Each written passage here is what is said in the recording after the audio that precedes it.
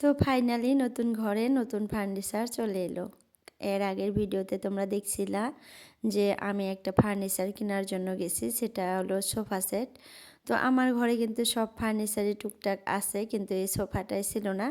আর এই সোফাটার কিন্তু অনেক দরকার হয়, তো যার জন্য কিন্তু আমরা অনেক তাড়াতাড়ি করে একটা সোফা নিয়ে এলাম। তো সোফাটার কত প্রাইস, কোথায় থেকে আনলাম, সব কিছুই কিন্তু এই ভিডিওর মাধ্যমে তোমরা দেখতে পারবা। আমি ডিটেলসে তোমাদেরকে বলবো। হ্যালো এভরিওয়ান, আসসালামু আলাইকুম আমার প্রিয় আপুরা, তোমরা কেমন আছো? আশা করি সবাই ভালো আছো। আলহামদুলিল্লাহ, তোমাদের দোয়ায় এবং আল্লাহর অশেষ রহমতে আমিও ভালো আছি। নাজনীন ব্লগ চ্যানেলে আরও একটা নতুন ভিডিও দেখার জন্য তোমাদের সবাইকে স্বাগত জানাইতেছি। আশা করি বরাবরের মতো আজকের ভিডিওটাও আপনাদের কাছে ভীষণ ভালো লাগবে। আর যদি ভালো লাগে প্লিজ একটা লাইক দিয়ে আমার পুরো ভিডিওটার পাশে থাকার অনুরোধ রইল। তো যাই হোক, কালকে আমি ভিডিও দিতে পারি নাই কারণ অনেক ব্যস্ত আমি, তারপরেও তোমাদের সাথে আজকে একটা ভিডিও নিয়ে এলাম। তো এই যে কালকে বলছিলাম যে আমি কোন সোফাটা নেই, কোন কালারের সোফাটা নেব, সব কিছুই কিন্তু এর পরের ভিডিওতে তোমরা দেখতে পারবা। তো আজকে ফাইনালি সেই দিনটা তোমরা দেখতে পারবা আমার সোফাটার কোনটার মানে কালার, আর কত প্রাইস নিল, আর কোথায় থেকে আনছি ডিটেলসে কিন্তু আমি এই ভিডিওতে বলবো। তো অনেক আপুরাই কিন্তু এর আগের ভিডিওতে বলছে যে আপু পিঙ্ক কালার সোফাটা ভালো লাগছে। তো যাই হোক, এর আগে কিন্তু আমি একটা ছোট্ট ভিডিও দিছিলাম, মানে শর্ট ভিডিও দিছিলাম এই পিঙ্ক কালার সোফাটার, মানে আমার ঘরে যে এনে সেট করছে এটা দিয়ে দিছিলাম, ভুলে দিয়ে দিছিলাম, আমার মনেই ছিল না যে আমি তোমাদেরকে একটা বড় ভিডিওতে সুন্দরভাবে প্রেজেন্ট করব তোমাদের সামনে। কিন্তু ভুলে গিয়ে আমি শর্ট ভিডিও একটা আগে দিয়ে দিছি, অনেক আপুরাই সেখানে দেখতে পারছে আমি জানি। তো যাই হোক, অনেক আপুরাই আমাকে কমেন্টে বলছে যে আপু পিঙ্ক কালার সোফাটা ভালো লাগছে। আসলে আমার কাছেও এই পিঙ্ক কালার সোফাটাই ভালো লাগছিল, মানে প্রথমে গিয়েই এই পিঙ্ক কালার সোফাটা আমার চয়েস হয়েছিল। তো যাই হোক, আমরা এই পিঙ্ক কালার সোফাটা নিয়ে এলাম, আর সোফাটার প্রাইসটা আমি বলবো একটু পরেই।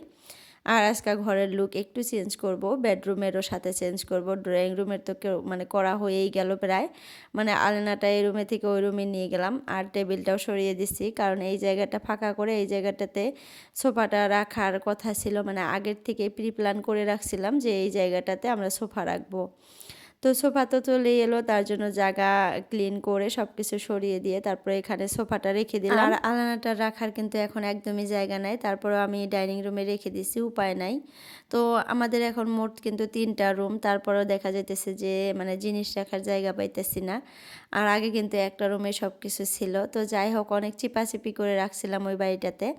তো এখন কিন্তু অনেক জায়গা আমার না চিপাচিপি করে রাখার আর ইচ্ছা নাই, মানে এত ব্যস্ত, মানে বিরক্ত হয়ে গেছি আমি, মানে চিপাচিপি করে জিনিস রেখে এত বিরক্ত হয়ে গেছি, সেটা আর তোমাদেরকে কি বলবো আপুরা, অনেক খারাপ লাগে।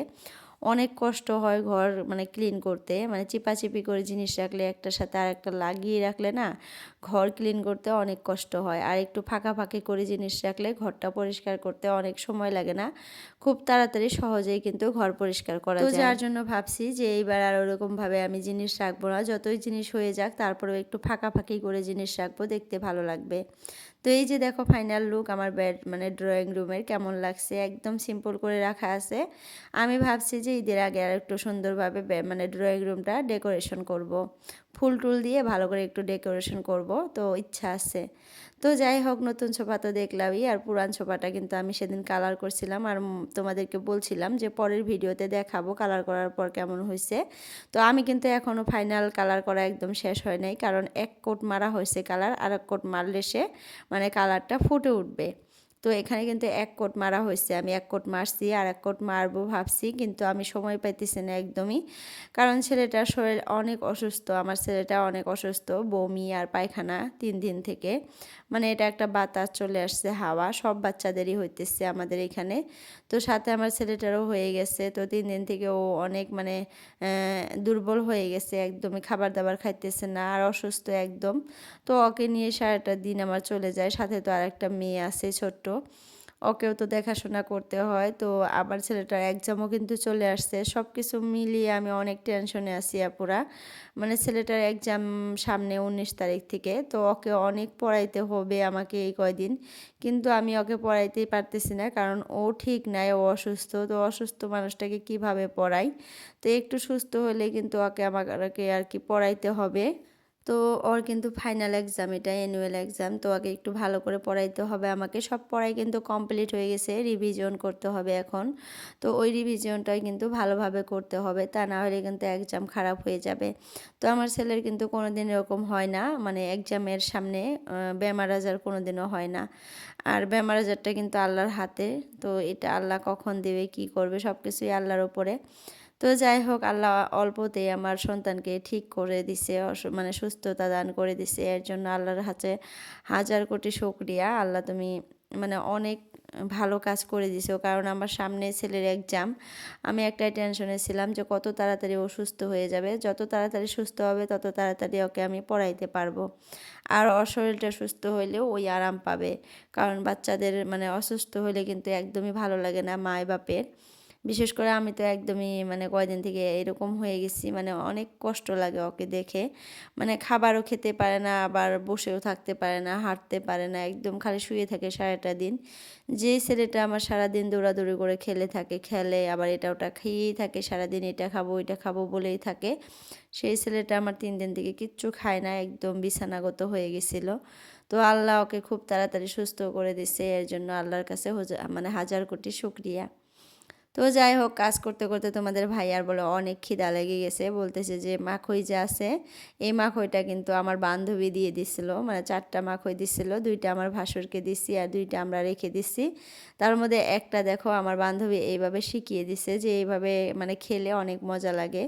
সত্যি করে আপুরা এত মজা লাগছে, তোমরা যদি খাও নাই কোনো দিন ট্রাই করে দেখো। মানে ভুট্টা মানে একদম কমলা মাখইটা ভালো করে গ্যাসের মধ্যে পুড়িয়ে নিয়ে তারপরে লবণ আর মরিচের গুঁড়া মিক্স করে তারপরে ওইখানে আর কি লেবু মাখিয়ে মাখইয়ের উপরে মানে ওই যে ভুট্টার গায়ের উপরে ভালো করে মুছে দিয়ে তার মানে ঘষে ঘষে মুছে দিয়ে তারপরে কামড়িয়ে খাইলে এত মজা লাগে আপুরা, তোমরা ট্রাই করতে পারো, অনেক মজা লাগে। আমি তো ভালোভাবে তোমাদেরকে দেখিয়ে দিলাম, তোমরা এইভাবে খেয়ে দেখো, অনেক টেস্টি লাগে।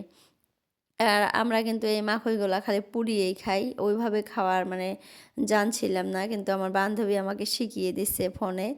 আর তোমাদের ভাইয়া আমাকে বলছিল যে ওর কাছ থেকে তুমি শুনে নিও কিভাবে খাইতে লাগে, ওরা হয়তো সবসময় খায় এইভাবে। তো ওকে বলার সাথে সাথে ও বললো যে আমরা এইভাবে মানে সবসময় খাই। তো খেয়ে দেখলাম অনেক ভালো লাগলো। তো যাই হোক, খেয়ে দিয়ে আবার চলে আসলাম বেডরুমে, কারণ তোমরা অনেকেই বলতেছিলা যে এই ড্রেসিং টেবিলটা মানে গডরেজের সাথে রাখার জন্য। আমিও কিন্তু ভাবছিলাম যে ড্রেসিং টেবিলটা গডরেজের সাথে রাখবো, কিন্তু মানে হয়ে উঠতেছিল না সময় যে কিভাবে কখন কি করি। তো আজকে তোমাদের ভাইয়া বাড়িতে আসছে, আমি বললাম যে একটু আমার সাথে ধরাধরি করে এইটুক জায়গা একটু ক্লিন করে দাও। আমাকে অনেক আপুরাই কমেন্টে বলে যে এই জায়গাটা এইভাবে রাখলে আর কি ড্রেসিং টেবিলটা দেখতে ভালো লাগবে। তো আজকে হয়ে গেল। আর ওই যে খাসিটা যে দেখতেছো ওইটা কিন্তু ওইখানে রাখবো না, ওইখান থেকে নিয়ে ডাইনিং রুমে রাখবো, আর ওইখানে ওই টেবিলটা রেখে দিব ভাবছি। তো যাই হোক, আবার দেখো তোমাদের ভাইয়া ওই কাজ টাজ করে সুপরি নিয়ে আসছে, তারপরে আঙুর কলা অনেক ফলমূল নিয়ে আসছে। তো ওইখান থেকে সুপরিটা বলতেছে যে কাটো সবাই মিলে খাই। তো এত বড় সুপরি আমি তো কাটতেই পারতেছিলাম না, তোমাদের ভাইয়া পরে আমাকে একটু হেল্প করলো। অনেক বড় সুপরিটা ছিল, তো খেতেও ভালো লাগতেছিল। আর এই সুপরিগুলার না ভেতরে যে বিচিগুলা থাকে এত শক্ত থাকে কি বলবো আপুরা, মানে ভালো করে কামড়িয়ে খেয়ে মানে খাওয়া যায় না, দাঁতের ভিতরে ভিতরে ঢুকে যায়, বিচিগুলা অনেক শক্ত। তো যাই হোক, আমি তো কাটতেই পারলাম না। তারপর তোমাদের ভাইয়া দেখো কীভাবে কাটতেছে। আমি বললাম যে এইভাবে কাটেন নাকি, তো বলতেছে হ্যাঁ এইগুলো এইভাবে কেটেই খায়। আর আমার পুচকু মাটা দেখো পিছন পিছন ঘুরতেছে খেলতেছে। তো যাই হোক, আমার ছেলেটা কিন্তু এই দিনের যে ব্লগটা, এই দিনে কিন্তু আমার ছেলেটা সুস্থ মানে ছিল, ও ভালোই ছিল, সুস্থ ছিল, সব কিছু খাবার দাবার খাইছে। তো তারপরের দিন থেকে ও অসুস্থ, তার জন্যে কিন্তু আমি কালকে তোমাদের সাথে ভিডিও শেয়ার করতে পারি নাই। ওকে নিয়ে একটু ব্যস্ত ছিলাম, ওর খাবার দাবার ওর দেখাশোনা করা নিয়ে একটু ব্যস্ত ছিলাম। দেখো ওই দিনটাতে ও কত সুস্থ ছিল, কত ভালো ছিল, দৌড়াদৌড়ি করে খেলতেছিল। তো এটা কিন্তু প্রায় 2 দিন আগের ব্লগ, মানে ভিডিও শ্যুট করে রাখছিলাম আমি, এডিট করেও রাখছিলাম, তোমাদের সাথে যে ভয়েস ওভার করে শেয়ার করব সেটা আর পারতেছিলাম না, হয়ে উঠতেছিল না। তো দুই ভাই বোন এইভাবে সারাটা দিন ঘরের মধ্যে খেলে আর আমার ছেলেটাকে এখন আমি অতটা বাইরেও যেতে দিই না, কারণ বাইরে কিন্তু অনেক বেমার আজার চলাচল করবে এখন, কারণ ওয়েদার চেঞ্জ হবে, ঠান্ডার থেকে গরম পড়বে, আর এই সময়টাতে না হাওয়ার মধ্যে আর কি বেমার আজার চলে, আর সেইগুলাই কিন্তু গায়ের মধ্যে যদি বাতাসটা লেগে যায় আর সেই বেমারটাই হয়ে যায়। আর আমরা যেহেতু 2 দিন আগে মানে জার্নি করে আসলাম, ঘুরে আসলাম, ও হয়তো কোনো দিক থেকে আর কি বেমারটা চলে আসছে ওর সাথে। আমার মেয়েটারও দেখছিলাম একদিন একটু বমি করলো, আল্লাহ ওকে রহম করে দিছে আল্লাহ, মানে একদিন একটু একটু করে তারপরে ঠিক হয়ে গেছে। ওকে মেডিসিনও খাওয়াই নাই, ভালো হয়ে গেছে, কিন্তু ছেলেটার ভালো করে লেগে গেছে।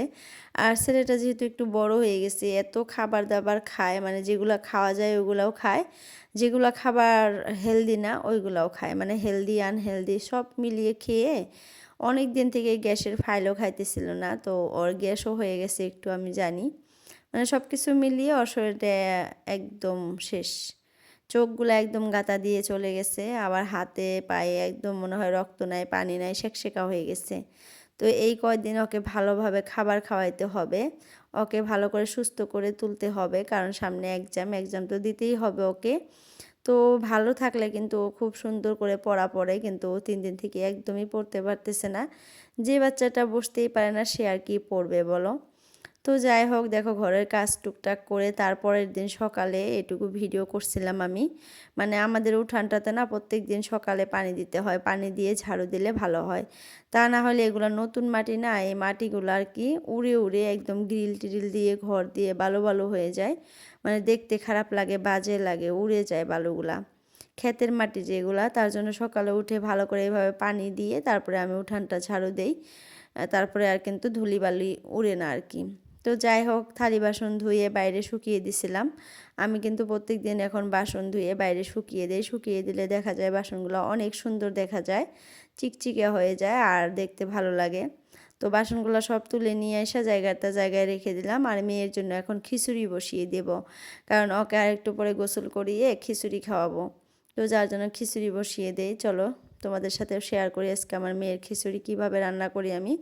আমার মেয়ের খিচুড়িতে আমি একটু টুকটাক সবজি দেই, কিন্তু আজকে কোনো সবজি দিব না, ডাল আর চাল দিয়ে রান্না করব। তো এখানে লবণ, মরিচের গুঁড়া, হলদির গুঁড়া সব কিছু একটু একটু করে দেই, সামান্য পরিমাণ দিয়ে একটু ঘি দেই, দিয়ে তারপরে বসিয়ে দেই। আর কাঁচামরিচ কেটে দিতে চাই, কিন্তু সেখানে যে কাঁচামরিচের বিচিগুলো থাকে না, ওই বিচিটা যদি আমার মেয়ের মুখে কামড় লাগে তাহলে কিন্তু ও ঝালে একদম মরে যাবে, তার জন্য একটু করে সামান্য একটু করে মরিচের গুঁড়া দেই। জানি আমি মরিচের গুঁড়াটা হেলদি না, বাচ্চাদেরকে খাওয়াইতে হয় না, কিন্তু উপায় না পেয়ে দেই। মানে কাঁচা মরিচ একদিন কেটে দিছিলাম, ওর মুখে লেগে গেছিলো হয়তো কোনো বা দিক থেকে, ও মানে এত কান্নাকাটি করতেছিল, সেদিন থেকে আর দেই না। তো যাই হোক, রান্নাঘরটা একটু তোমাদের সাথে শেয়ার করলাম। আর আমার এই ভিডিওর এই পর্যায়ে যদি কোনো নতুন আপু আসো আমার ভিডিওতে, প্লিজ আমার চ্যানেলটা সাবস্ক্রাইব করে অল নোটিফিকেশনটা ক্লিক করে রাখো, এতে করে যখনই আমি একটা নতুন ভিডিও আপলোড করব তোমাদের মোবাইলে নোটিফিকেশন পৌঁছে যাবে, আর সময় করে তোমরা আমার ভিডিওটা দেখতে পারবা। তো যাই হোক, আজকের জন্য ভিডিওটা আমি এতটুকুই রাখলাম, সবার সুস্বাস্থ্য কামনা করে আজকের জন্য বিদায় নিলাম। বাই বাই, আল্লাহ হাফিজ।